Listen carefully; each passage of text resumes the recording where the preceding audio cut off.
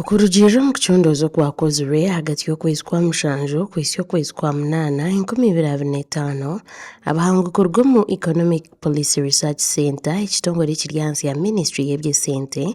nibagira ngu gavumenti neganyurwa omu ntaasya y'abantu ebicweka nshanju ahari igana. Omu district ya Mbarara abahingi, abebembezi, abanyadini, abazaire hamwe n'eminyeto kuruga omu district egi babangwirwe okubaasa kurinda eby'obugiiga habwanyensya batakiri mu magara g'ensi. Kakuru Medad omwavu okucondoza omu kitongole kya Economic Policy Research Center yashaba abazaire kuteekaho kakwate hagati y'abaana n'omurimo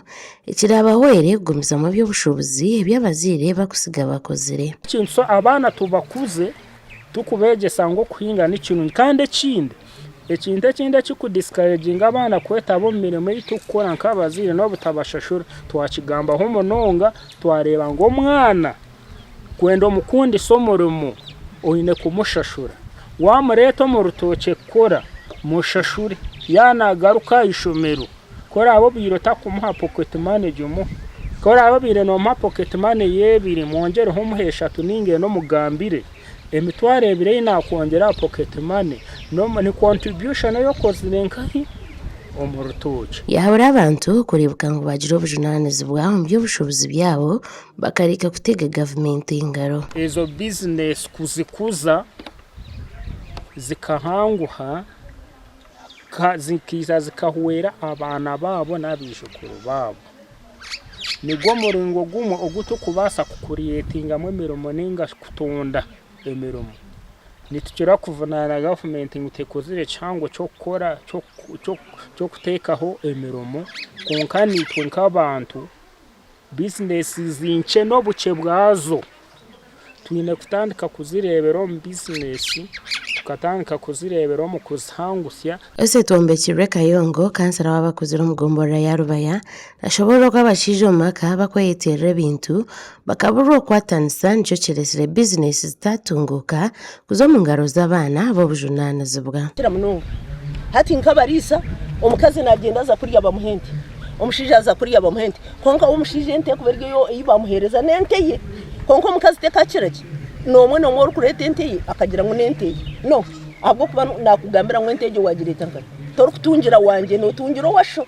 kore nonda kutungoze kutungira nkani owasho so oshanga ebintu ebyo mbwenu byaba biti oshanga environment yaguma konka kuba kwikirizana hakabanza first rukundo eje yatandikine kagumaho then secondly abana mukaba shomesa kimwe. Korchindorozo mutura wa Rushozi yo mugomborora ya Rubaya agira ngo butakwatanisa omushwere kiresiro omuhondano gw'amaka abazaire baba batakiri mu magara g'ensi. Operation batini kukwatanisa cyangwa umushaija nakoreke umukazi nakoreke abana batarimo batini kibar kumanya kuko umushaija we nabayine obuhangwa bwe ninga mentality yo kugira ngo ekintu neki head of the family mukama wa buri kimwe so ebyari kuba nakora umukazi atari kubimanya umwana atari kubimanya hati nyenchakare oshanga yataruho atakiruho kireta umuhonda n'ugweka kireteka kwaho habukuba